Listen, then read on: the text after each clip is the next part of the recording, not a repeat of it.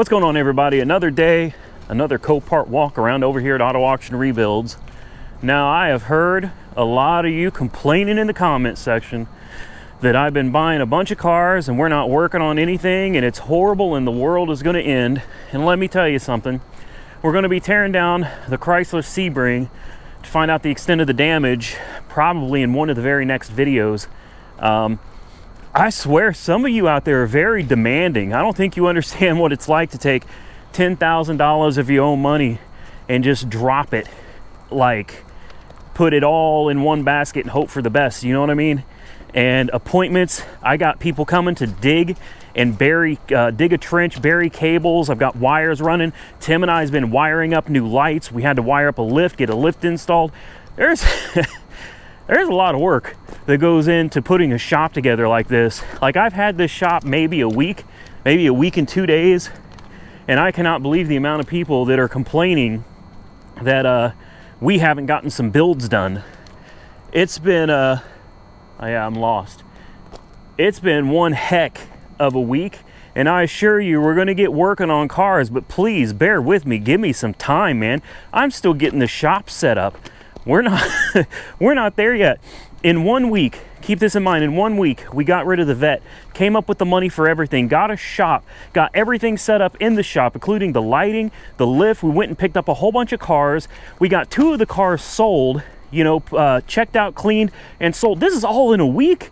So for those of you that are complaining, my God, what do you want from me? I'm one guy with my brother helping me. I can only do so much with 2 hands, people. And my fiance ain't happy either, because I haven't been spending any time with her. It's been 14 hours a day working at the lot. Now, I'm not complaining. I'm working to make a dream of mine come true. This is not me complaining. All I'm saying is, for those of you that are all pissed off and been out of shape because we haven't worked on anything yet, good God, give me a minute, please. Now, for the rest of you that support me and understand that there's only 24 hours in a day and I can only get so much done, thank you. I appreciate your patience. I appreciate your support. Now, I'm trying to find this damn Mustang so we can get this video started. We got some project cars that I'm looking at buying and bringing to the lot so that we can get some work done. Let's jump into it. Okay, we're going to start this video off with a 2014 Mustang V6 Convertible. Racing stripes, Smurf blue paint, 81,000 miles on the clock. Good looking car, listed as a run and drive. This thing has been here for a long time. I'm talking months. I've seen this car sitting here. Not really sure why it's here. It's got a couple little dings. Nothing major. The paint looks good. Tires look good. Yeah, I don't know why it's here. We'll take a look at it real quick. Check out the inside. Like I said, it is a run and drive. I'm trying to hold this door here. Okay, I don't want to scratch the paint or anything.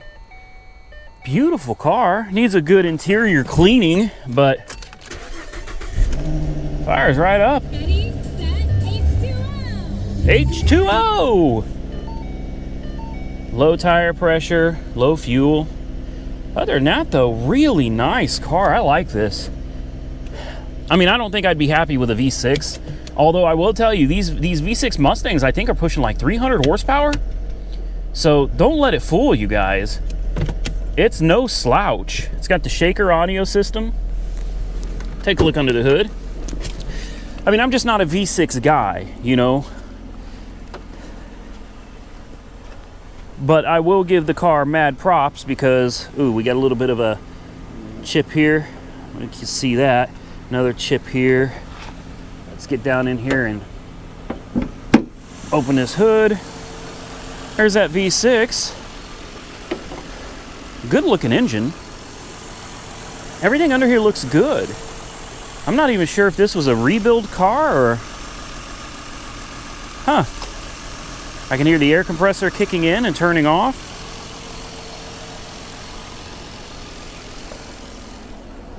Okay. Well, I've already put it in gear and I can feel it going to gear forward and backward. Nice car. I'm not interested in this though. Like, there's no reason for me to buy this. It's because it's a V6 and I've already had the 15 Mustang GT Performance Pack and I've had the 17 Mustang GT. So just this car would not satisfy me. And the Smurf blue is that's one of those colors that you just either love or hate. There's really not much of a middle ground. And although yeah, maybe there is a middle ground. I kind of like it, but I just couldn't see myself driving this. People call me Papa Smurf. Although I guess I'd be all right. I don't think I'd be too upset. In my opinion, Papa Smurf was the coolest Smurf of all. All right, let's go look at something else. All right, so this is one that I was seriously considering. I've been thinking about upgrading my truck and selling Big Red because I do plan on getting a trailer, and I'll probably in the future end up going out of state to find some better cars. Unfortunately, Oklahoma City doesn't have a lot of particularly interesting vehicles. So I've been looking around, and you go to Arizona, you go down to Texas, definitely Dallas and Houston, San Antonio, they got some good stuff there. Kansas City, they got some good stuff. So Wichita also. So I thought, we may have to start driving a little bit. I'd like to get a newer truck, something with a little less miles on it, hopefully, or something that is just in really solid condition, plus something that'd be fun to rebuild. So what we have here is a 2016 Chevy Silverado. This truck has a clean title. This is not a salvage title. Clean title, it's books at $17,500, 69,000 miles on the clock, excellent tires, great condition in and out. So you're probably wondering why this thing is even here. And I'm going to tell you that in a minute. This is why you got to be really careful, guys and gals. Be very careful when you're about to bid on something, because this truck will fool you if you did come out here and look at it. It's a beautiful truck, and for $7,500 out the door for a $17,500 vehicle, how could you possibly go wrong with this? And the truth is, you couldn't go wrong with this even if you wanted to. The truth is also, it requires a new frame. This truck will not be okay on the frame that it's on. It is undrivable with its current frame, and I'm glad that I came out here and looked before I got excited and jumped on this for $7,500. With fees, you're going to be looking at around $8,200 approximately. I almost did that. I almost jumped on this and said, hell no, there's no way this truck is sitting here for that cheap, and I almost bought it before someone else did, but I'm glad I came out here and had a look at it. So we've got the work truck floor, and it fires right up. Absolutely wonderful. Other than a low tire sensor, no lights on the dash. We got the touch screen. It's got cold air, hot heat. What could possibly be wrong with this truck? I'm going to show you that right now. I think the hood may already be popped on it. It is. I'm going to roll this window down just a little bit. I don't want to, come on now. I don't want to risk locking the keys in the truck. So this is why it's real important to come out here, folks, and look these things over. Ugh, where's the damn hood release? There it is. All right, so you take a look under the hood. You don't see anything wrong with it, right? It looks great. It runs great. It just sounds wonderful. What a good deal for a truck, right? Now this has the 5.3 liter V8. It's a pretty good motor. I mean, it's actually a really good motor. It's very torquey, so it'll be great for moving cars around. Now here's where we run into a problem. Oh, we've got it's listed as undercarriage damage, so you can see we've got some plastics under here that are just hanging off. But if you get under here, oh, wow. So this thing hit a rock or something really, really big. And you can see right here, you see that bolt, how it's twisted and tweaked? Yeah, this whole frame, the frame is actually cracked and pulled apart right there. Yeah, this frame is shot, folks. It's done. Now, that doesn't make the truck a bad deal, not at all. At the price point it's at for a buy it now, $7,500, this is still a great deal. I'm gonna lose my phone. This is still a great deal for a truck. It really is, because this has a clean title. I found frames, section frames. You can get the front section.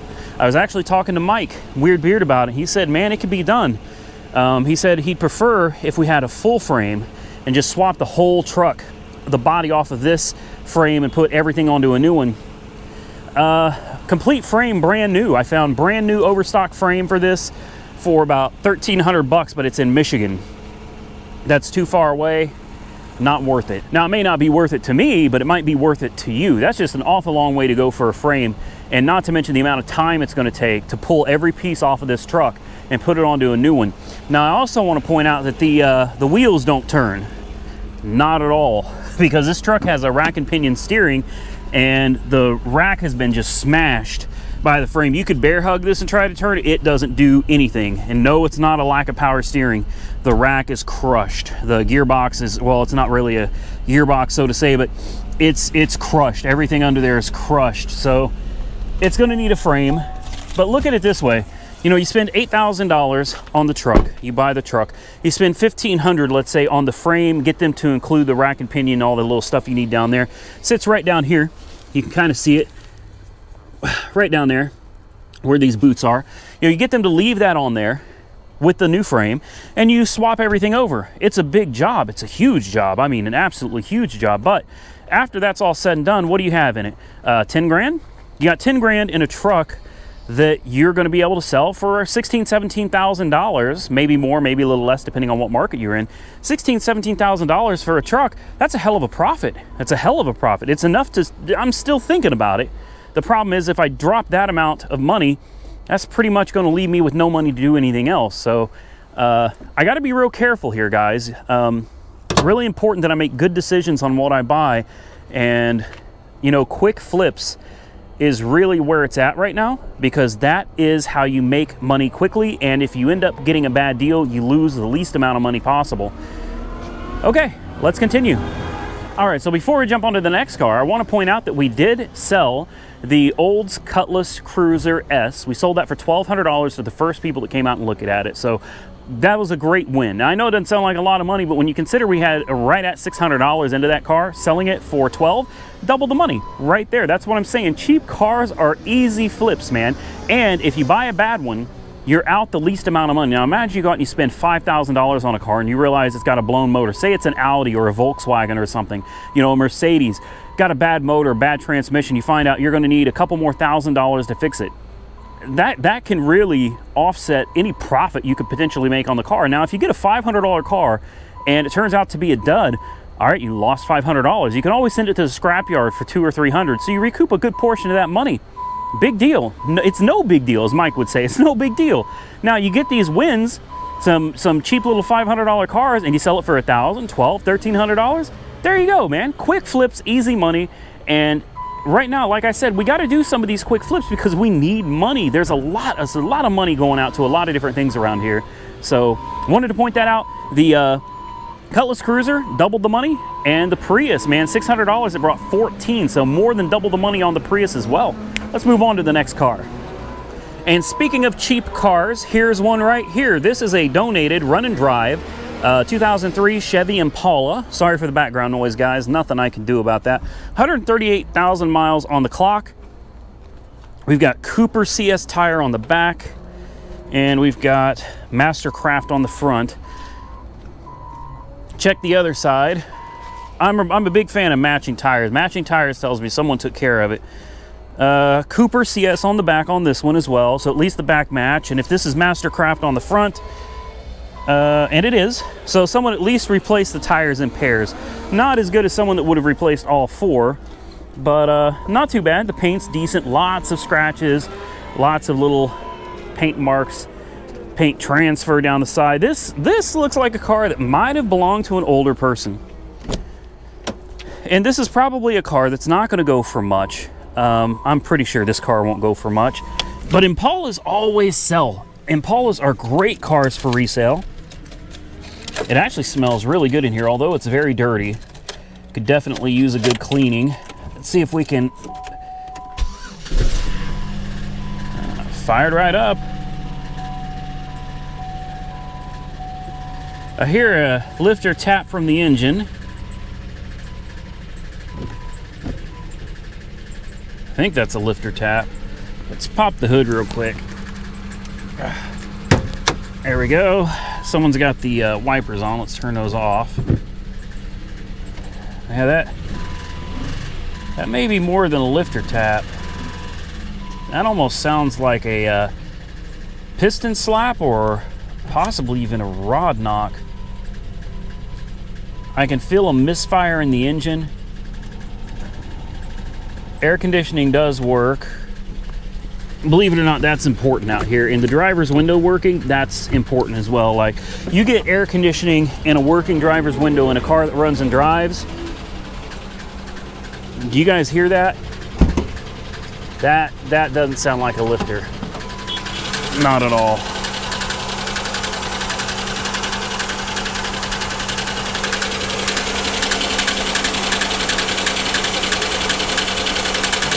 Actually, that does sound like lifters. That almost sounds like this car maybe has the blown lower plenum gasket, which these 3400s, 3100s are absolutely known for.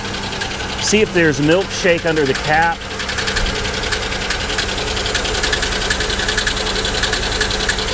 I don't see any milkshake. Oh, hold on. Hold on. Let's shut her down. I do believe that there might be water in the oil on this one. Dang, I was really looking at this one as the next flip. Again, that's why I tell you, come out here and view these cars. Look at all the oil on this. I mean, that's insane. We need to wipe this off on something. All right, so we cleaned the dipstick off and we're going to put it back in here and check again. No, the oil level looks right. I don't see any coolant, I don't see any signs of coolant in the engine. And somebody's already done the lower plenum gasket, that's obvious. You got the valve covers replaced here, the valve cover gaskets. I can see new intake gaskets right here. So somebody has already done the lower plenum gasket. Very interesting the way it's tapping like that. Now maybe it hasn't run in a while, so I'm gonna give it a chance. I'm gonna shut the video off for just a second. We're gonna let this car warm up and see if that tap goes away.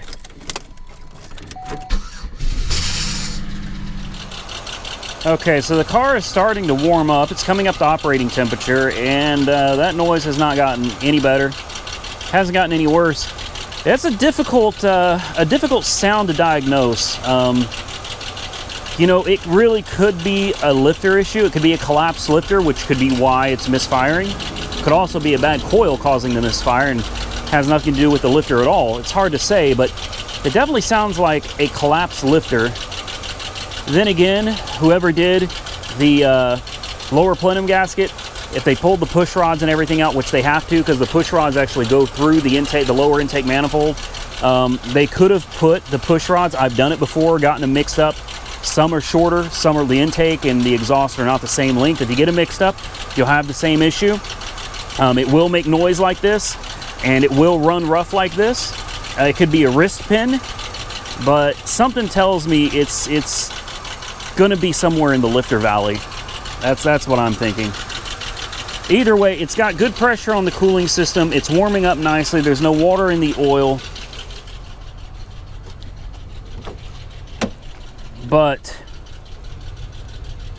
I'm thinking we're gonna pass on this one. Just gonna pass on it. I don't want to mess with this one. Let's go look at something else. Here's a 2012 Kia Soul that I was looking at, and I may still be interested in it, I don't know. But in the pictures, all I could really see from the pictures was the damage to the bumper right here, and I thought, really, that's it? Wow, that's a great deal. But as you look at it now in person, you can see the damage here. You can see the hood's offset pretty good to this side. And actually, on this side, the hood looks like it's sitting straight. So it's not that the hood has been offset, as it is that this side has been tweaked. You can see where it is bowed out right here. So the impact pushed back on this and pushed all of this out, which moved everything over to the left. So there's definitely going to be some damage under there to take a look at. I don't know what the mileage is on it. Looks like the fender apron over here is still in good shape. The frame rail is in good shape as well. This really doesn't look like it's that big of a deal. All right, so the headlight's obviously been broken, tabs broken over there. Under here, the crash bar actually still looks like it's fine, so I'm a little confused as to what happened here. It's hard to see, but my guess is that down here It has been tweaked. Yeah, the header panel is cracked everywhere down here. I don't know if you can see that on video, but the header panel is definitely torn up. But everything else under here looks like it's pretty straight. So that's not to say, though, that's not to say that this did not get pushed back somewhere, but it doesn't look like it did. It almost looks like you could put a new fender on this, a new header panel, new headlight, new bumper. I'll have to price that stuff out and see what all that runs. It would be great if you could find it in this particular beige color. I don't even know if that's beige. I think that's a beige color. Oh, it's okay. 167,000. That's a lot of miles. Yeah, I can understand certainly why it's totaled out then. That's a lot of miles. And you add to it that it's a stick shift. Now for me, that's great. And the shifter feels really good. The bushings don't feel worn out or anything. Yeah, I love stick shifts, but so many people today don't even know how to drive them. It can be very difficult to sell a stick shift because people just don't know how to drive them anymore. Fired right up. Looks like we do have an airbag light.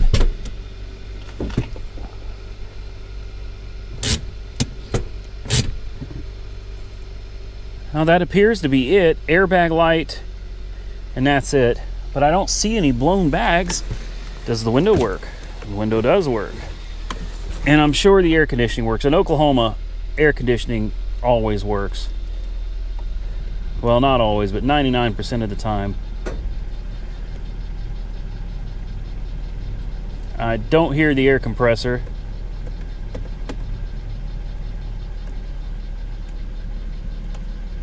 There it is. Yeah, there it goes. Okay. Okay, yes, air conditioning works and the driver window works. Like, those are the most important things right there. I don't know, let's take a look at the rest of the car. It runs good. It sounds good.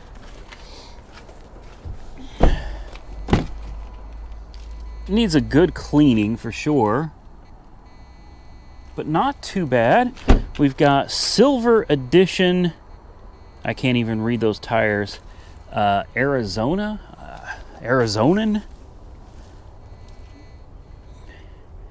Yeah, I can't read that. There's mud all over it or dirt. So it looks like the tires on that side match. Tires on this side match as well.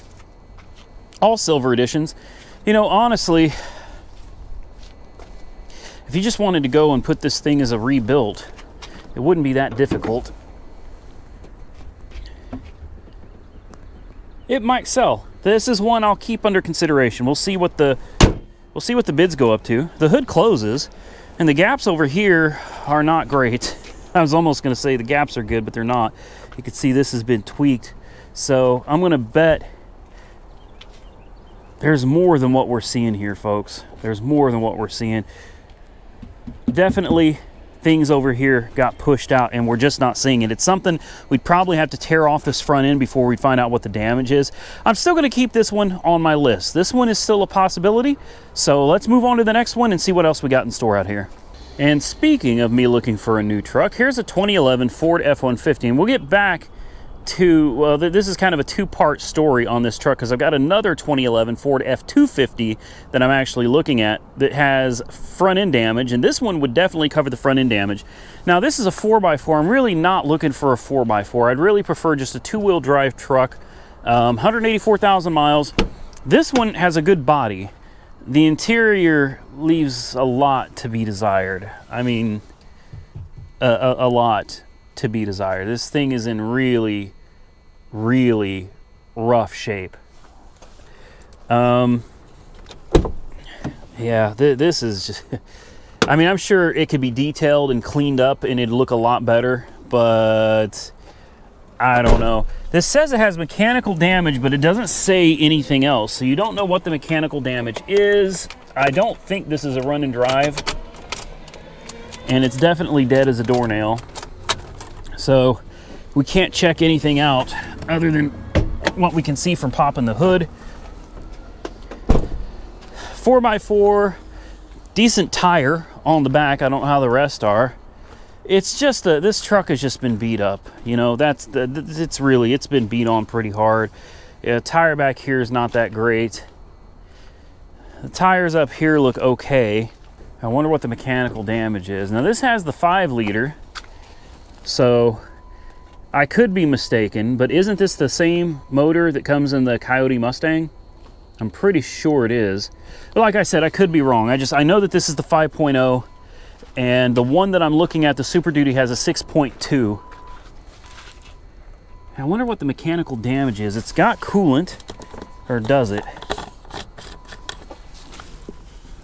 Yes, it has coolant. Okay, so we've got coolant. And let's check the oil. Man, this thing is a bear to get into. You gotta like climb up on it. The oil is down here. It's got clean oil. And it's got coolant. Okay, so what's the problem? It'd be nice to know what the actual mechanical damage is, or give us a hint. Everything under the oil cap looks good. Does this have a trans dipstick, or is this going to be one of those that they don't give you a dipstick for the transmission? Could be just me, but it almost looks like the engine is tilted a little bit to the top. I don't see a trans dipstick in this at all, folks. So that's a downer. I don't like that. I don't like that at all. I like to be able to check the transmission.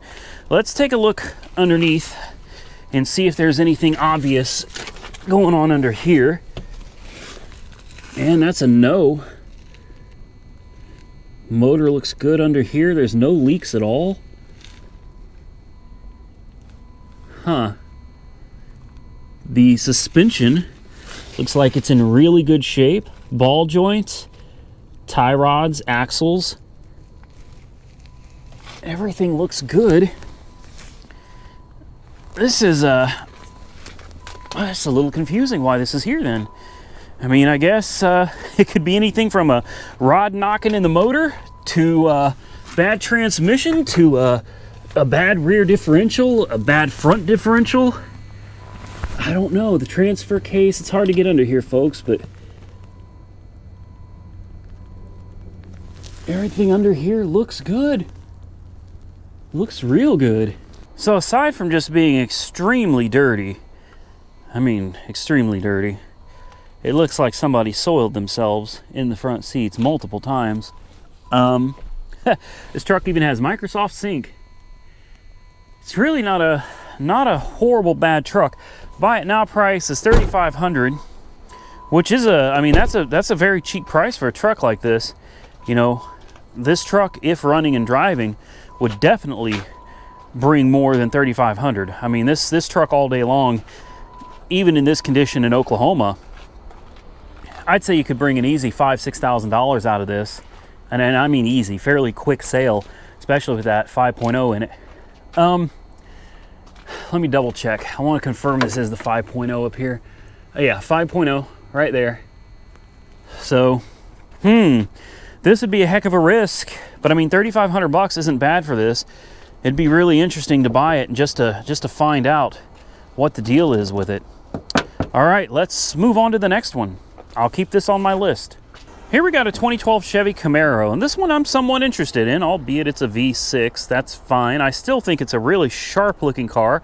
Obviously, as you can tell from the way it's sitting, we've got damage to the other side, but I haven't been able to look at it yet and see how bad the damage is. So I always check when it's suspension damage. This wheel's turned all the way to the left. You also want to check the back wheels and see if you can eyeball it, see if they've been tweaked at all. Back wheel on this side looks fine. So we'll check on the other side as well. Very nice. I think this is really, I like this. Look how shiny that is. Really, really clean car. Really clean. All right. Take a look at the back here. And you want to talk about a hot commodity item. This car'd sell in a heartbeat. Now here's where we have all the damage. Now this front bumper is not something I would replace, seeing as it still has everything under here, just a broken tab right here that we could definitely fix. Now the suspension is it's all gone. They hit something pretty dang hard, so this fender is toast. obviously. But what's interesting is here is the structural portion of the car right here. Here's your spot wheels. This is all intact. All of this is intact. You can see where it just ate through the tire, right? Okay. So this is good news. This is good news. Look at this. Everything under here is still in good shape. This looks totally fixable. Now, you want to check and see where the control arm mounts and see if it has been tweaked. And unfortunately, with the way this car is sitting, it's really hard to tell if it's been bent or not. But the subframe actually looks like it may be okay. So it's going to need a new sway bar. There's the sway bar down there, and it is bent to hell. So it'll definitely require another sway bar. This lower control arm is shot. The strut obviously shot. The hub shot. Sway bar end link shot. And tie rod. Hold on. Is the tie rod? The tie rod actually looks straight. The tie rod looks like it's still good on this. Otherwise, everything under here appears to have survived. So, a fender, an entire suspension, and I mean, there is always the possibility, because we can't get this car up and really look at it. There's definitely a possibility that we have damage to the subframe, but look at it. That's the mounting point right there for the control arm, and it looks fine. The subframe looks like it is fine, but there's really just no way to know. This is one of those that, you know, you kind of have to take a risk on it depending on what it goes for. Now, this is a pure sale, so whatever it sells for, you know, it's a wrap. I don't understand why it doesn't run, though. It says it's a no run. I suppose there could be damage underneath that we just can't see, you know? There could be transmission damage, rear end damage. It's hard to say. Take a look and just do a preliminary check of some of the fluids real quick, starting with the coolant. That doesn't look promising. It could just be low on coolant, but I don't see any coolant in there. It could be that something was damaged under here. I don't know. Truthfully, it doesn't look that bad. Yeah, the coolant, it doesn't feel like there's any coolant in it at all. Let's check the oil level. Okay, the oil is full and the oil looks decent, and this will be one that has a sealed transmission, so we won't be able to check the tranny on this one either. No trans. I can see the transmission down there, and I mean, from what I can see, everything looks okay. Still don't understand why it's a no start, though. That doesn't make a whole lot of sense to me. Let's check the rear wheel on the passenger side and see if it looks tweaked at all. It doesn't. I don't even see any impact marks on it.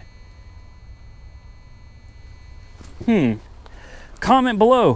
What do you think of the V6 Camaro? It's got power. The trunk just opened. Oh, there's your tire, your wheel, your hub assembly.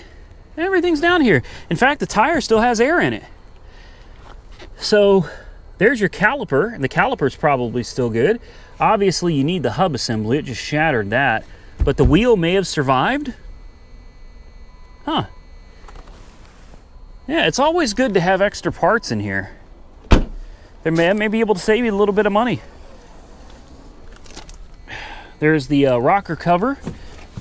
Oh, whoever had this car was short. All right. Looks like everything is lit up. Everything comes to life.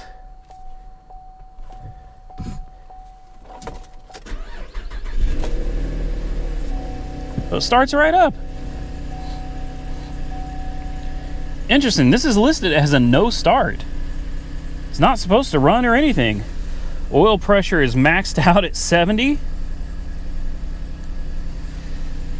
We're going to have lights on, obviously. Tire pressure, that makes sense. StabiliTrak makes sense because it works off the ABS system and it's missing. Traction control, all that stuff makes sense. None of this stuff is going to work because we're missing an entire brake caliper. Now, it does have the e-brake on. And there you go. It goes into gear. Right back into park. There's neutral. Yeah, I can feel it engage into drive and reverse. Interesting. This one, ladies and gentlemen, might be a really interesting fix. I like this. How about a little bit of Carnage, an 07 F-150, and I believe this is a Super Duty. I mean, whoever was inside of this, you know, when a truck hits something, it hurts. Trucks are big. These things have tough frames, and when you hit something, you feel it. And this one, man, did it hit something.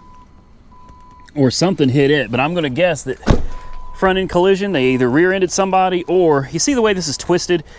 The wheels turned. It almost looks like maybe they were trying to avoid somebody hitting them, you know. Someone could have blown through a red light while they were coming through. It's hard to say, but one thing's for sure. This thing took one hell of a hit, and it's got paint all over it. So, yeah, that's some kind of paint. It hit some kind of a paint vehicle. Paint is just splattered all over this thing.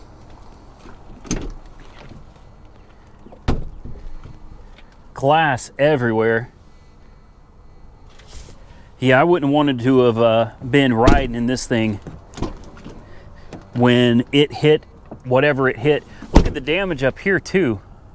That's weird. I wonder what caused that. That's kind of just out of the blue there. No other damage around back here except for that. Very interesting. Look at the frame rail right here, man. Just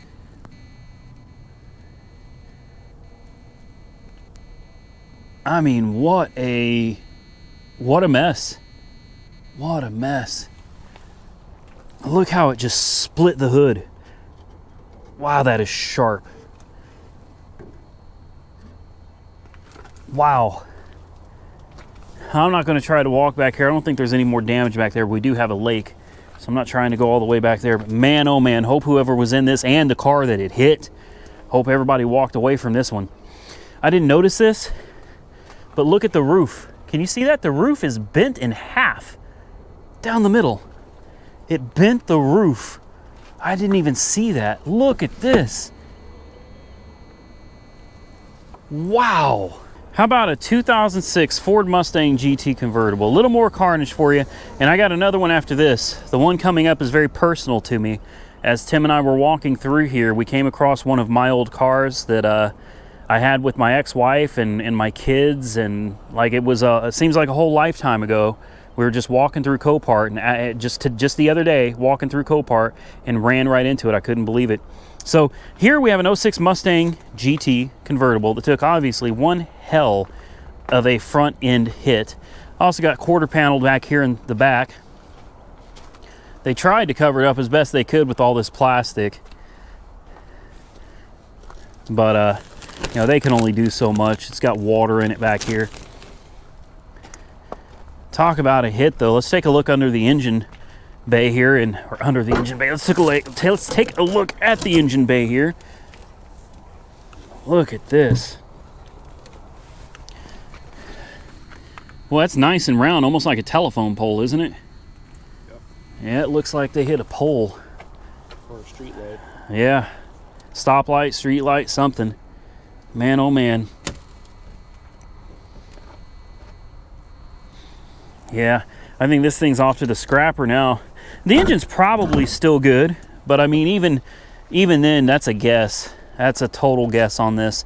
You don't know how far back the damage is. And there's not much of the interior that looks like it's in very good shape anymore. Yeah. Still, it makes for some good carnage video though, doesn't it? All right, so this is the car I was telling you about. This car really does have a special place in my heart, because this was a different life for me. This was a completely different time in my life. I can remember the things I was going through. My ex-wife had a major accident at work, and she had a pretty severe back injury. And, you know, she got paid out after a couple years eventually. They paid us out, or her out, around $35,000. So first thing we did, me being a car guy, is I went out as a younger man. This was 10 years ago. I actually have pictures I'll post up after you see this.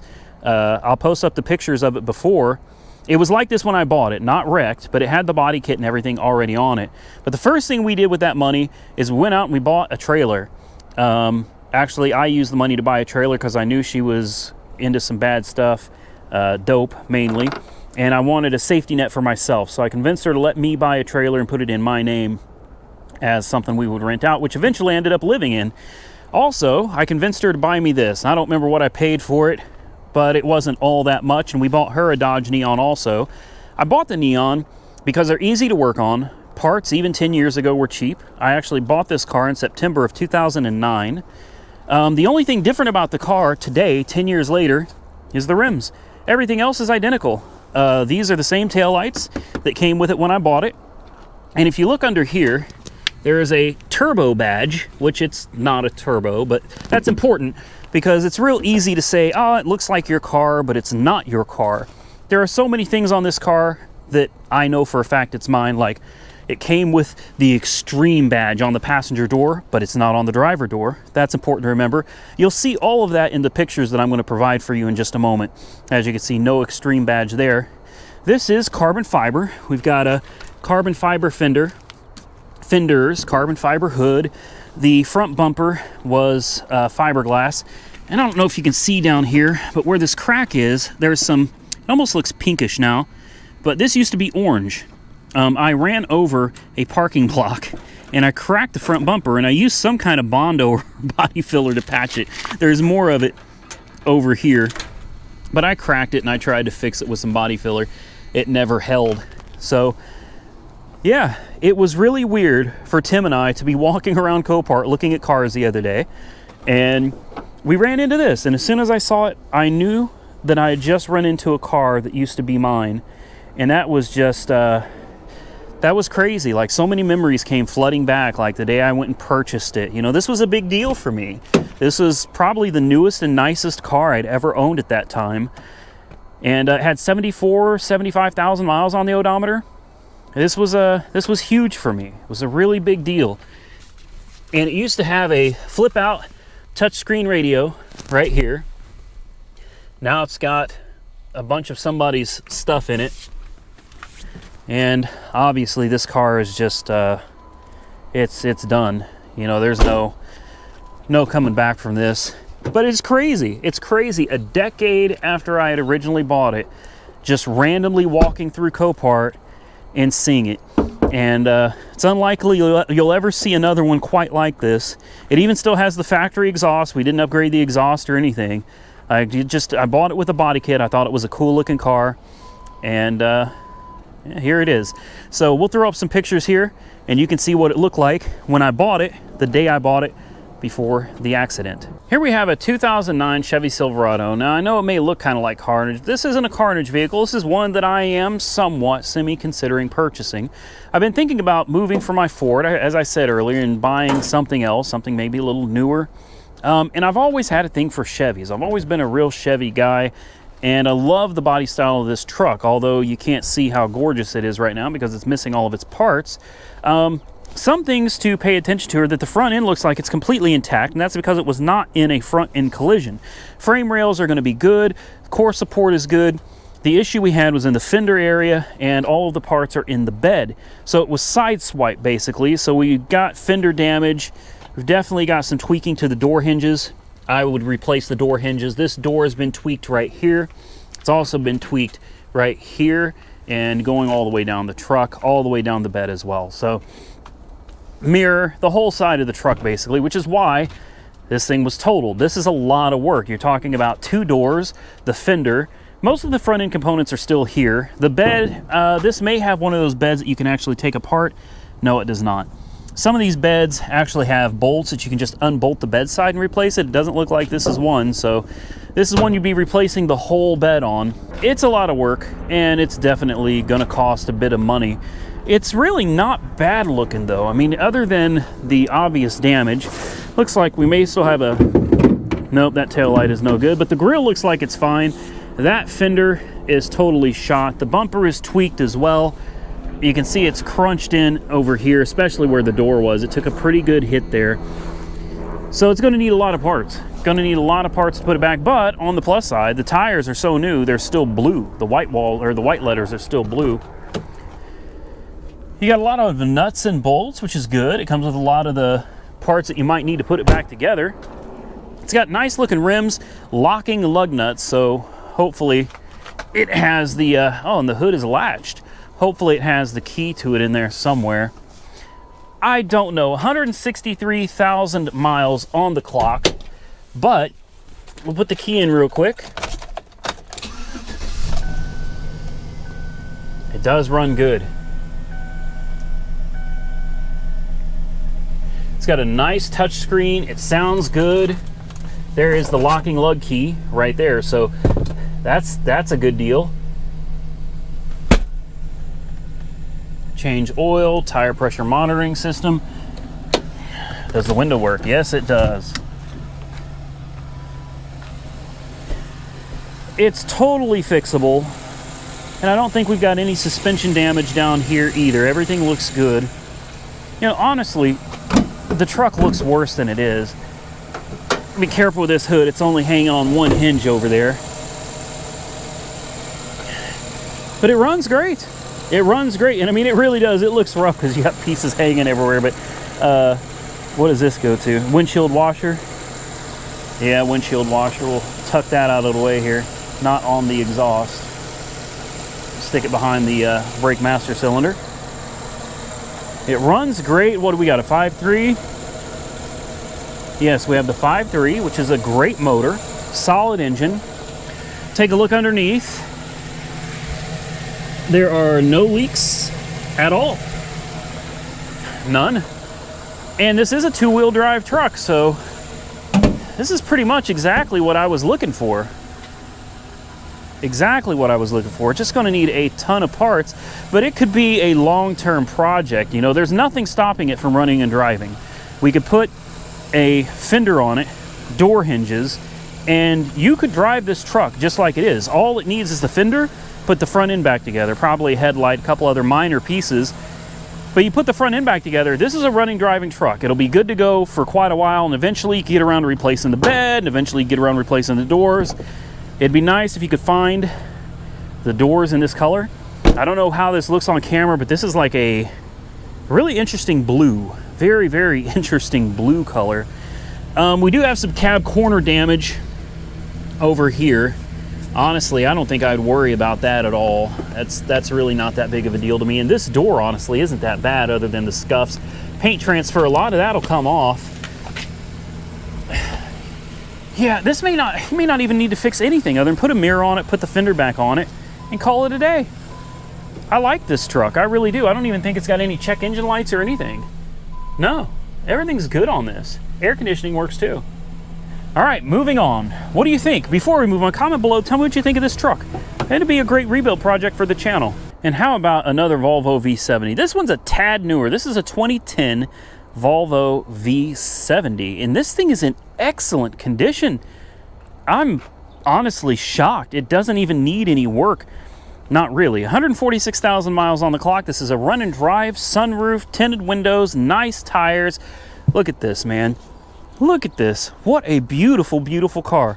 And here's the damage. Here's the thing. This has the 3.2 in it, not the 2.4. Look, this closes perfectly. Look at that. Look at the lines. There's no damage to the hatch or anything back here at all. Look at these lines. Forgive me for sounding excited, but this is ridiculous. There's nothing wrong with this car. It took a rear end hit, and a very light one. I mean, a very, very light rear end hit.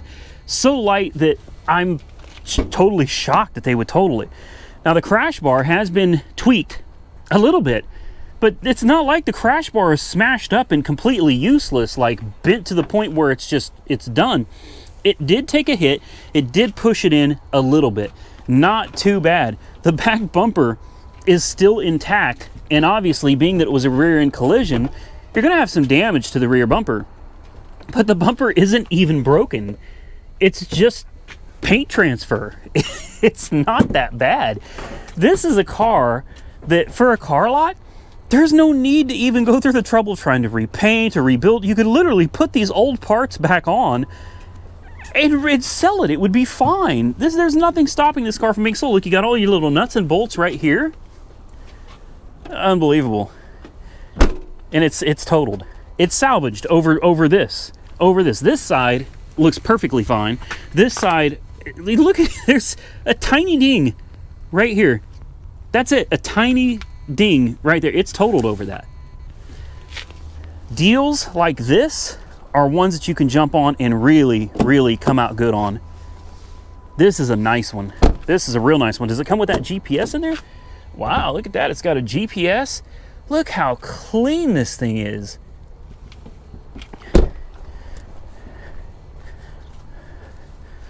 Let's see if we can put the key in it and fire it up. It should be a run and drive. Oh, is it push to start? There's the key. It comes out of the fob. The key comes out of the fob. Well, this looks like it's a push to start, though. Forgive me. So, yeah, engine start right here.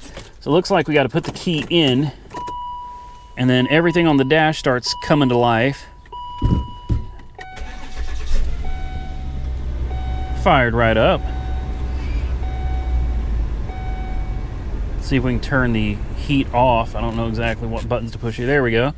Look, Volvo, a Garmin Nuvi, and it comes up saying Volvo on the screen. I don't know if you can see that or not, but that's interesting. It's like part of the car or something. It's bizarre. I've never seen that before.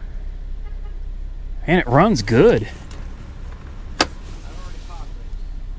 Runs real good. This is nice. Does the window work? Yes. And this, I believe this is a pure sale. So this is one that I'm going to keep my eye on. Oh man. Okay, it's not a V6. That's a straight 6. Well, Volvo does not screw around, do they?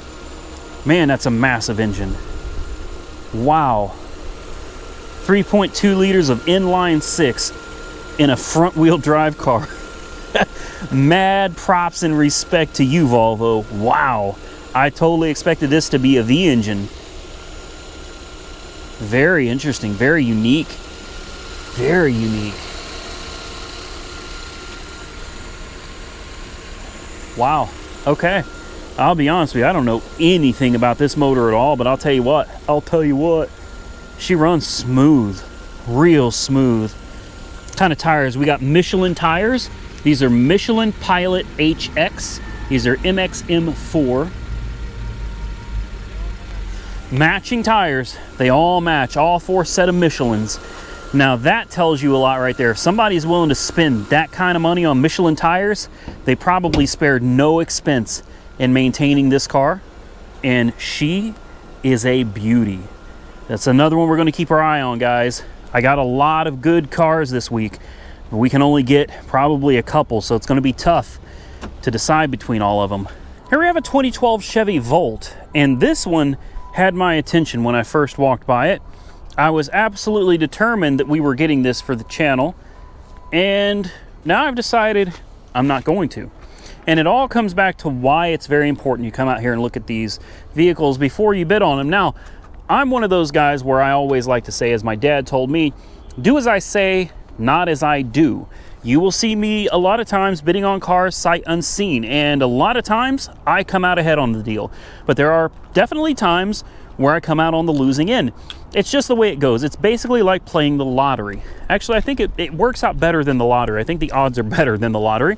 But yeah, so do as I say, not as I do. I get a lot of people that comment, oh, you're always saying look at the cars first, but you bought that car and this car and this car and you never looked at it. That's because I never spend money that I can't afford to lose. When I buy a car, sight unseen, I know that there's a possibility I'm going to lose that money. And I take that into consideration when I bid on a car. But I don't want you or somebody else watching the channel that's only got X amount of dollars to spend to blow that money on a car that turns out to be a dud. So I always tell you, come out here, look at these things in person first, unless you're bidding on something that you can afford to lose however much money you have invested into it. Now the Chevy Volt's an interesting car. I really like it. It's actually pretty cool. For a 2012, this thing is pretty advanced. I'm gonna put the key, wherever the heck the key goes, I don't even remember. Great. I had this thing started up the other day. I came out here and looked at it, and oh, it's push to start? Yes, it is. All right. Let's turn off. Whew, it smells. Someone's got too much air freshener in here. It smells like a laundromat. All right, so you've got a nice little touch screen in the center here. And then you've got another digital screen back here that's going to be a lot more difficult to see. But there you go, brighten up that camera a little bit for you. There's the digital screen. This car does not come with the charging port. It does run. You can put it in gear. We'll put it in drive, and it will go forward. And you can put it in reverse, and it will move backward. Okay, great, right? Seems like a good deal. What's wrong with this car? Especially since it's sitting at like 1,500 bucks right now. Well, number one, it used to have a window. In the Copart pictures, it shows the window, but at some point the window fell. Not only did it fall, the window shattered. So this window is gone, and any rain, any precipitation has been inside the car. Now, that's not a huge deal. It doesn't bother me that much. We got a cracked windshield, and it does go across the whole windshield, and it is in the driver's line of sight. So the windshield will have to be replaced. So, hey, that's a small expense. Still, no big deal. Looking under the hood, everything looks fine. In fact, everything looks excellent. So, I don't see any problems here either. But where we do have a problem is this puddle under the car. Now, this car is listed as undercarriage damage. It's got a split bumper right here. It's got a busted fog light, so those are more things that need to be taken care of. But this puddle is the bigger deal. And unfortunately, I don't think I'm going to be able to get my camera under here for you guys. I'll try. But that transmission is leaking its fluid on the ground. Now, it's a very slow leak. It's not pouring out, but as you can see, that's a pretty big puddle that's accumulated over the last couple days. So the transmission case is cracked. I was able to get somewhat under there when I was here last time and take a better look at it. And it's definitely got a cracked transmission case, and it is definitely leaking transmission fluid out of the cracked case. So now, because of how slow the leak is, perhaps you could get under there with some type of, I wouldn't say JB Weld, but I'm sure there's some type of epoxy that you could try to put on it, refill the case, the transfer case, or the transmission, whatever you want to call it, and perhaps that would resolve the issue. Maybe it'd be a temporary fix. It's hard to say, but honestly, with a cracked case, that's one of those things where I wouldn't trust something with a cracked transmission case to be driving long distance, going across the country, road trips with the kids, anything like that. You know, it would just be sketchy to me. But for resale on a car lot that doesn't mind not telling their customer that the transmission's held together with JB Weld, hey, this could be a great deal. This is where you plug your car into either 120 or 240 volt outlet. It's got plenty of room in the back for two people, since it has a kind of this console thing going on in the middle. And in the trunk slash hatchback area, it's actually got quite a bit of room back here as well. It's a very nice looking car. The body leaves some to be desired. It's got dings and minor dents and scrapes, you know, to be expected with an older car like this. But I feel like for me, at the price point we're at right now, and we're not even at the auction day yet, now this thing's going to go way beyond what I'd be willing to spend, considering all of the little things it needs. You know, the transmission is leaking. That's a huge problem. Bumper cracked, fog light busted, cracked windshield, blown out window on this side, and it needs one heck of an interior cleaning. I mean, a bad interior cleaning. No charging cable. Those are going to run like $300 to get a new charging cable. I'm going to say this one's probably not for me, but I will say this. If someone does buy it for $1,600 or $1,800, I still think it's a good deal. It'd be a fun car. This one's just not going to be for me. But comment below, what do you think of the Chevy Volt? I hear lots of good things about these. People seem to love them. Personally, I've never seen one before until today, so really cool being able to check this out. Here's an interesting car that I haven't seen before. It's called a Hyundai, I think it's called an Equus, EQU or EQUUS, I think. It's got this interesting emblem on the front. It almost looks like this is a car that's trying to be something other than a Hyundai.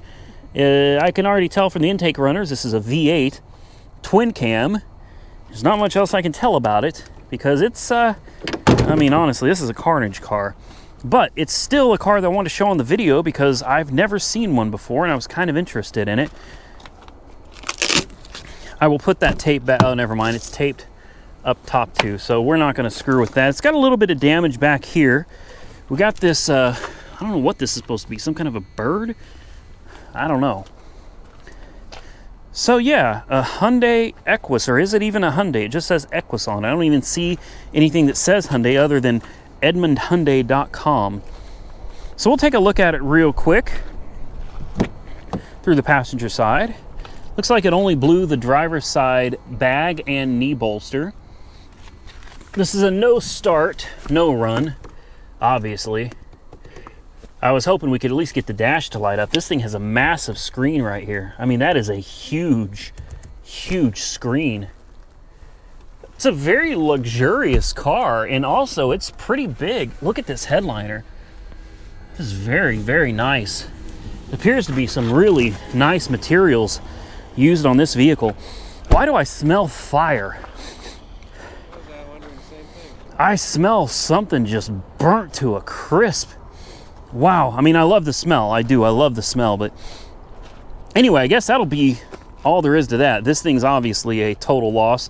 What is this down here? Is this some kind of a pneumatic suspension?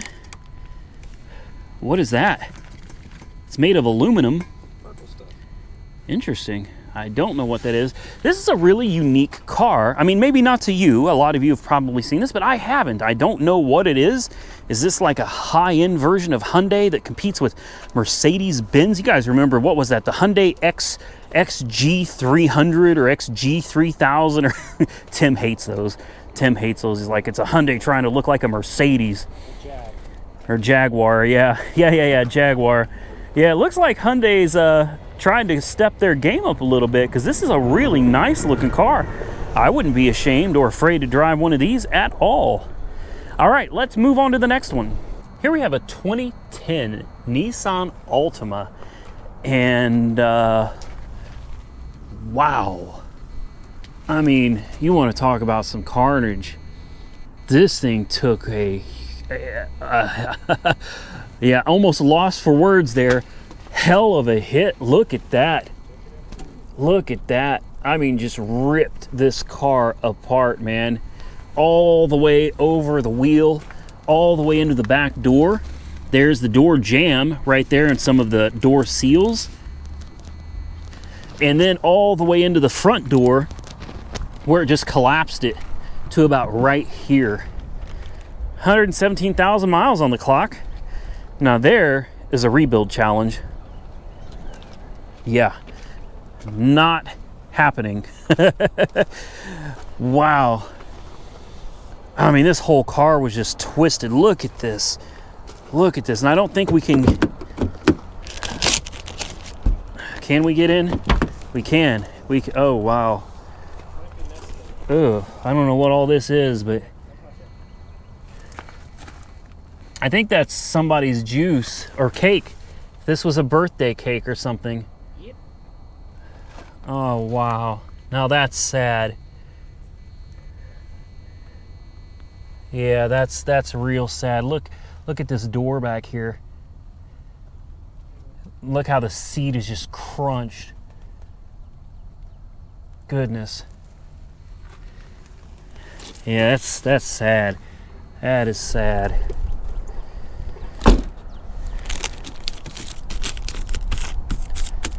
All right, let's move on. Here's another Carnage vehicle. I don't even know what this is other than a Cadillac. Otherwise, it's so mangled.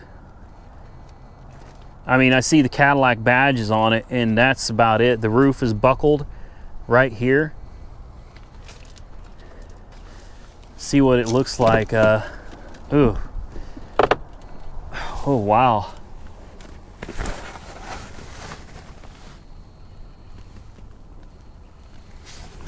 Boy, she's dusty. Whew. All right, it's a Cadillac CTS. Oh man, it's a CTSV. Ooh. See if I can get you guys in here, get a better look at the front end over there. I didn't do this. It looks like their tape has just started. Yeah, this tape is all buckled and falling apart. Looks like it's been sitting here a while. Look at this. Look at the engine here. I can't open it, but look at that. Twin turbskis. Twin turbskis. Listen to them bald eagles. How many of you know where that reference comes from? All right, let's move on. Here we have a Mazda Cx5, a little more carnage for you guys. This one's not as bad, but it's still pretty rough. This thing took a very hard hit to the front, and for obvious reasons, this thing's totaled. I mean, it's toast. Man, not only did it take a hit to the front, but also got crunched in the back. Suspension damage, nah, that looks fine to me. And this is nice. This is a really nice CX5, or it used to be. I've only driven one of these once. Take a look in here. It's a pretty luxurious looking Mazda. That screen in the middle though, that really makes me think of Mercedes-Benz. I really like the way Mercedes do that. They implement their infotainment system very, very well. It's really easy to use. I really love the way Mercedes-Benz does it. But this Mazda here looks pretty nice too. Not really for me. This isn't my style of vehicle. I'm not really an SUV type of guy, but I figured we'd show you some more carnage.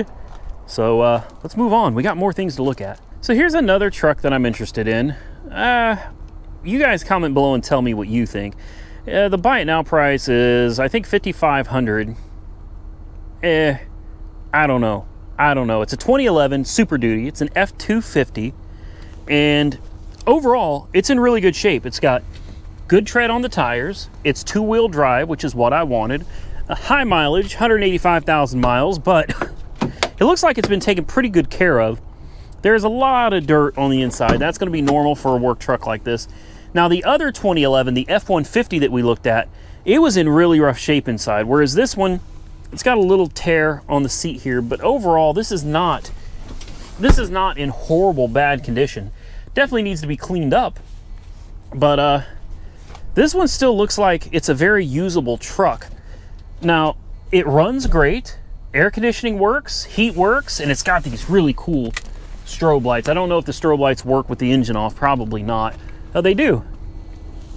Look at that, we got strobes.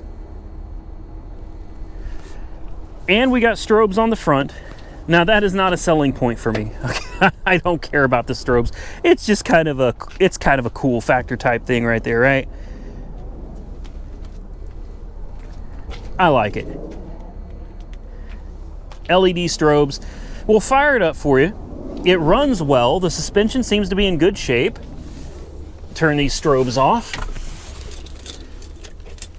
Can somebody, I have a question for you guys. An honest question. What does this button do? It just says on and off, and it's got a picture of basically the drive shaft going between the front wheels and the rear wheels, and the front wheels are turned. It just says off and on. And then it lights up on the dash right here. I don't know what that means. I have no idea what that means. So obviously the truck sustained front end damage.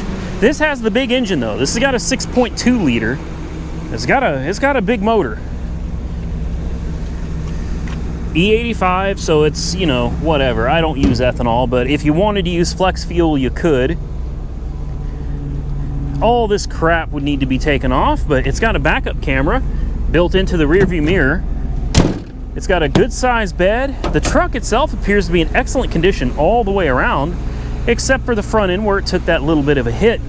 And it's not even that bad of a hit, guys. It is leaking some tranny fluid, so I'm going to shut it off here in just a second. It's not leaking badly, but it is leaking. Obviously, we took a nice hit here that definitely affected the header panel. This headlight is shot, header panel shot, bumper shot, grille is shot. But aside from that, everything else appears to be okay. Like I said, this is the 6.2 liter, and I really like that. The more torque, the better for pulling cars. You can see right there, 6.2. The engine looks to be in great condition.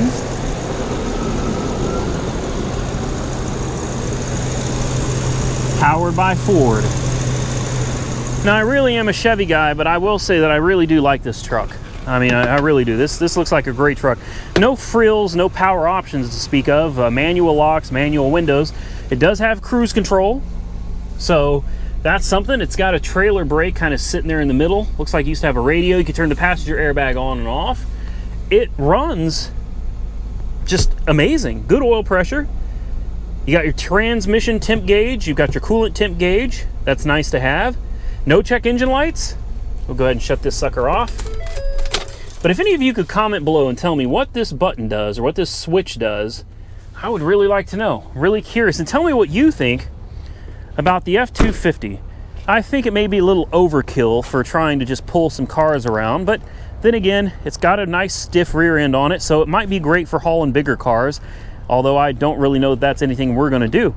My F-150 would probably do just fine hauling cars, but like I said, I am looking for something a little bit newer and something a little bit nicer. I think with a little bit of work, this thing could really pull it off. But then again, I also really like that 2009 Chevy Silverado, the weird blue color one that we were looking at. I really do like that one as well. So comment below and tell me what you think. I'd like to know what your thoughts are on this F-250, or would you go with the 09 Chevy? Ugh, dang, this thing's high. I mean, obviously, this thing was built more to work than the 09 Chevy. That's more of just kind of like a grocery getter type pickup truck. This one's going to have a lot more horsepower and torque. Torque is the main thing we're worried about here.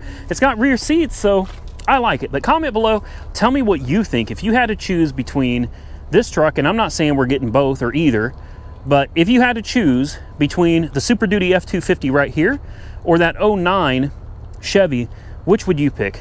I kind of feel like this one, but you know, again, $5,500, and we're going to need quite a few parts to put the front end back together. Moving on, how about this for some carnage? A Honda Accord that had its back end shoved into the rear cabin. I mean, whatever this was, just rolled right through it. Had to have been a truck, you know, had to have been a big truck. I mean, rolled right into the back seat. Yeah, that's not happening. Oh, and it's bejeweled too. Oh man, and it's bejeweled. Look at this. Look how the back seat, is that a car seat? Oh my God. Oh. Okay, all right, I'm out of this one. You know what though, it looks like the child was all right. Look, yeah, I didn't even see any of this. You got the first years, you've got the car seat in the back, but it looks like they had it right, man. So props to the parents of this child, a little girl. Look, here's a little girl's harmonica right here. Little Mermaid, wow.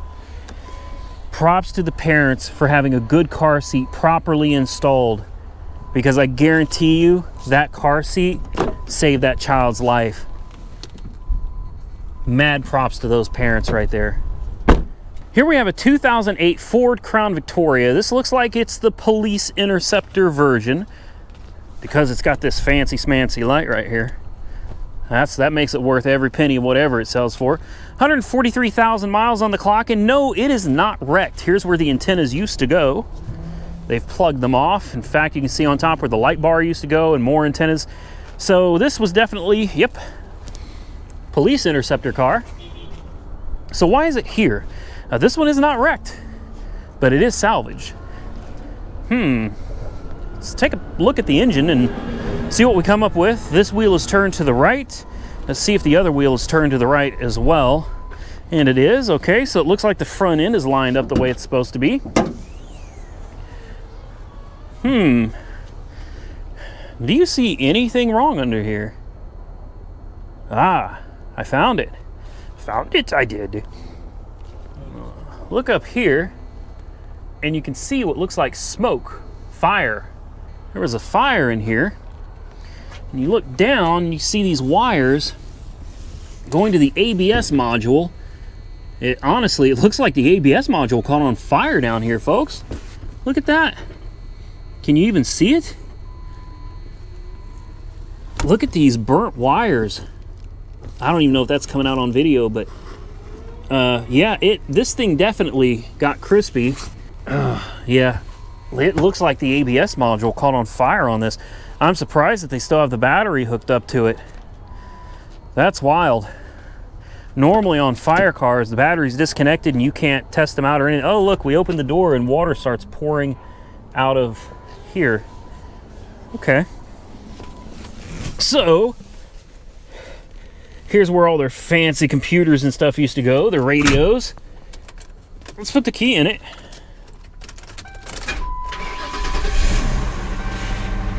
I'll bet you the ABS light's gonna be on. What do you think? Yeah, ABS and brake light are on. Although the brakes feel nice and stiff. But it seems like it hasn't affected the brakes at all. Extra light right there. Oh, she does run good. Look, we turned on the spotlight. I could play with these cars all day. Goes right into gear.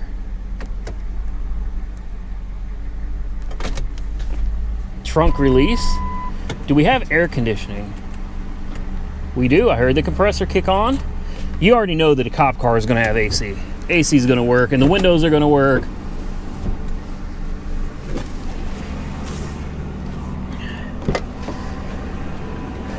And they usually just shove these seats back in here. Yeah, these seats aren't even bolted up. Yeah, they take these seats out whenever they put a cage in them. Although I don't see, yeah, there's where the cage was installed right here. Yeah, these seats are pulled out when they buy them, and they just throw them back in when they sell them. They usually don't clamp them down. There's a bracket under there it just clamps onto. Look at the size of that trunk. How many bodies could you fit back here? What is this? Is this that ammonia stuff that's supposed to wake you up when you pass out? I think it is. It's Adipac. Oh, it's sterile water. Sterile water, sterile cotton. All right.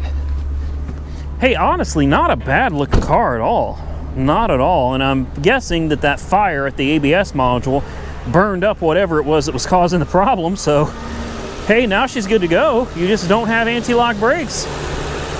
Runs great though, doesn't it? Depending on the price, this could be a win. This could be a win. You just have to take all this apart, get down there into that wiring harness, and figure out what else has been burned up. I don't know, did the lights work? I mean, when you get a fire like this, there's no telling what other damage has been done to it. It looks like the lights work though. Yeah. Oh, this one's intriguing. What about signals? Yeah, signals work. Horn? Horn doesn't work. So that got burned up. But overall, everything else seems to work perfectly, so we'll think about it. We'll think about it. Comment below. What do you think of the Crown Vic? I've always had a thing for these cars. The problem is reselling them. Cars like this just don't sell very well. That's something Mike and I learned trying to sell that Fire Lincoln that we had. It just didn't go very well. It took a while to sell, and it didn't sell for what we'd hoped to sell it for either. And that car didn't even have 100,000 miles on it.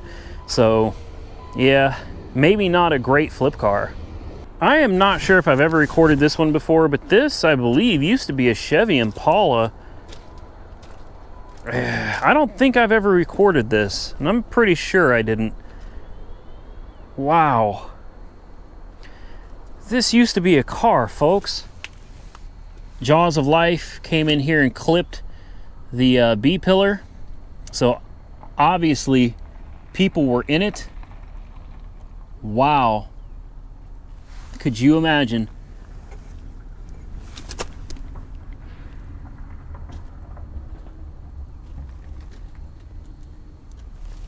Not sure that airbag could have done a whole lot of good. Whew. Wow. It's hard to even like know what to say seeing stuff like this, you know? The A-pillar's been cut too. The good news, I don't see any blood in the car. So here's what the inside of a battery looks like, if you've ever wondered.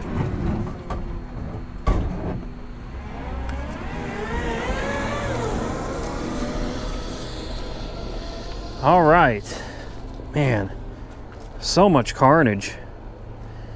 All right, let's move on. How about a 1981 Nissan 280ZX? Yeah, she's seen better days, without a doubt. I wonder if the hood will open. I'm betting it will not. No, the hood is. You know what? I'm trying to open it the wrong way. The hood opens from this side. Yeah, the hood is latched in the middle. We might be able to get it open. You see how long it's been since I touched a Nissan 280 or the 300? Yeah. There we go. We got the hood open. 99,000 miles on the clock. And man, it actually looks really, really nice. This thing is in remarkable condition. And those T-tops. Gotta love the T-tops from the 80s and the louvers, man. Gotta love them. What a nice, well, okay, it's not a nice car anymore. It used to be a really nice car. This is something you would have seen me driving. Yeah, it's too bad it took such a hard hit to, oh, we're not getting this open, are we? Nope, but there's what's under the hood. Gotta love that straight six. Remember the turbo? They had that turbo straight six. It had the scoop right here on the driver's side. Gorgeous car. This is North Carolina.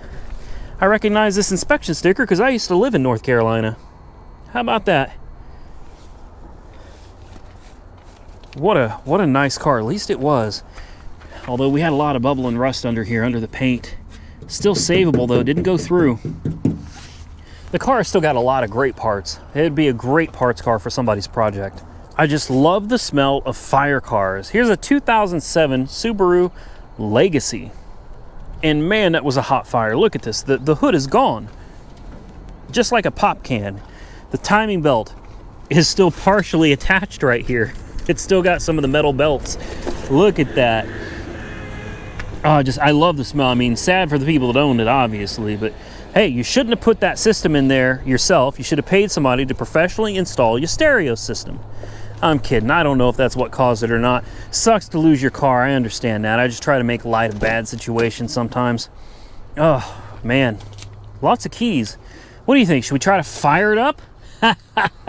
Fire it up. No, that was horrible. That was in poor taste. Yeah, pretty poor taste. I agree. I agree. Yeah, okay. Okay, there's nothing special about this car other than the fact it was just, this is a crispy critter, man. God, that must have been hot. Wow. All right. We got some more carnage for you today. We're not done yet, folks. We are almost done, but we're not done yet. It's a 2016 Dodge Ram. Man, look at the carnage on this thing. Another truck that took a major hit. I see this so often in trucks. I should Google and research like why it seems like I see so many trucks that are just in just bad shape. I mean, I could do trucks all day long out here. Man, what a nice truck this was. It still has a new smell to it, which is surprising because it's got 36,000 miles on the clock, but it still has the new smell to it. Lots of dog hair all over this thing. But aside from that, oh, they had a lot of sand in the back too. That didn't help. It bent the bed and shoved it into the cargo area back there, into the passenger compartment. Yeah, that sand, that hurt. That hurt. That destroyed the bed. That destroyed the cab.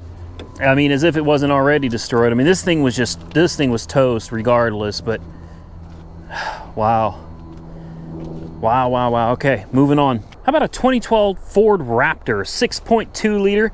I've actually rented one of these before, and I drove it for a day, and I really, really loved it. Biohazard, we have blood on the airbags. And you can see that through the window there. There's definitely some blood on the airbags and on the door. Watch out for that stuff. Now this thing was brought in. There's blood all over here too. There's blood splattered on the window. Blood splattered on the window here. I think by now this thing was brought in to Copart, I think 2/27. So it's been about a month. So I'm pretty sure that there's nothing to really worry about from any of this blood as far as biohazard stuff goes. I think everything will be fine. But you know, I'm not sure I really want to touch it. Look, we got blood over here too. Yeah, I don't know. Comment below. I'm not an expert on how bloodborne diseases and stuff work. We'll climb in through the back here. We can get into the truck and take a better look at it from inside the cabin. That doesn't look bad. Definitely got more blood all over the center console here, down here. I don't know if you can see that. I don't really want to touch. I use my camera. I don't really want to touch any of this. Yeah, it's not that bad. It's not that bad, but man, this thing took one heck of a hit, didn't it? This is a big truck. Big truck. I love the Raptors. I really do. Oh, we got lights on now. What did I do? Hey, look at them tires. Yeah, this thing got tweaked real good. Look, you can see the engine, everything under there.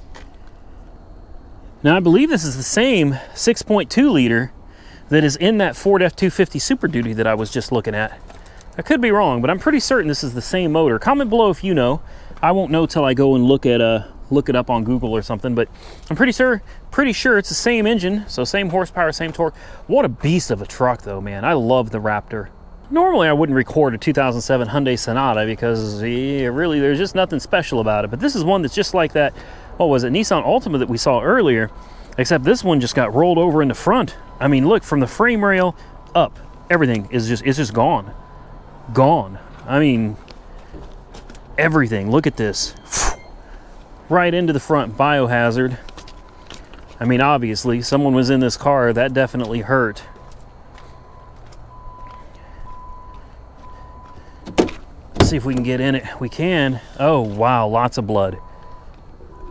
Oh, it soaked through the seat. Yeah, look at that. There's blood pooled down onto the floor.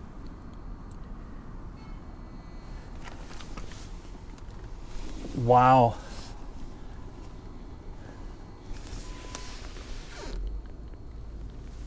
Man, oh man.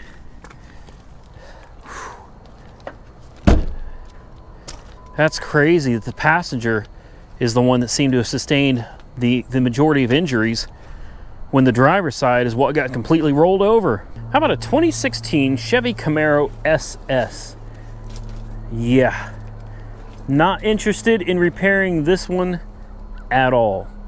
But I would bet money that we still have a very good and usable powertrain. I guarantee you the motor is fine, the transmission's fine, so there's definitely still money sitting in this car, even though the body is, you know, it's shot. It's not just the front either. We got rear end damage as well. But you know, looking around under here, looks like all the valve covers are okay, the intake's all right, the front of the engine looks fine, so I'm sure we got a good motor and training here, and this is something somebody could use for a project car of theirs, or for a flooded Camaro that they wanted to turn into an SS. It's not that hard.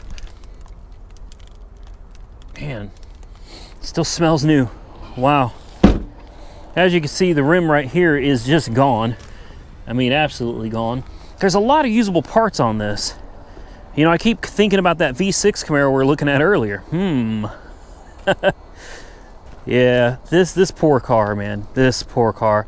Yeah, suspension, there's just every panel's damaged pretty much. The roof is buckled, the sides are buckled. Poor car.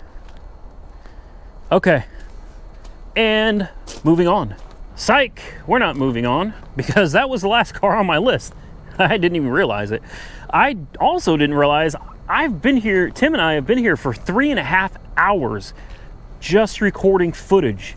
So I'm sure this video will come out to be around an hour long, maybe an hour and 15 minutes long, but it's crazy. An hour and 15 minutes for you guys is 3.5 hours walking around out here. And then I got to go home and spend another probably 2 hours editing, all so I can make a 1 hour video. It takes a lot of work, guys, but I'll tell you what, I actually really enjoy editing video. It's a lot of fun. I love recording these Copart walkarounds for you guys, and it seems like you folks love watching the videos, so I'm going to continue doing what I'm doing, and you continue watching this video. Do me a favor, if you enjoyed the content, please give the video a thumbs up, and helping to support the channel, the best thing you can do is share the video. Share it with your friends, share it on social media. I appreciate it. You guys have been doing that a lot lately, and I've been seeing the numbers go up. I certainly appreciate all of you for doing that. I want to get out of here, so please like the video, share the video on your social media, and hey, stay tuned for the next one. I think we need to get the Sebring in the shop and get it torn down and figure out what we're going to do with it. Stay safe out there, everybody, and I will catch you very, very soon in the next one.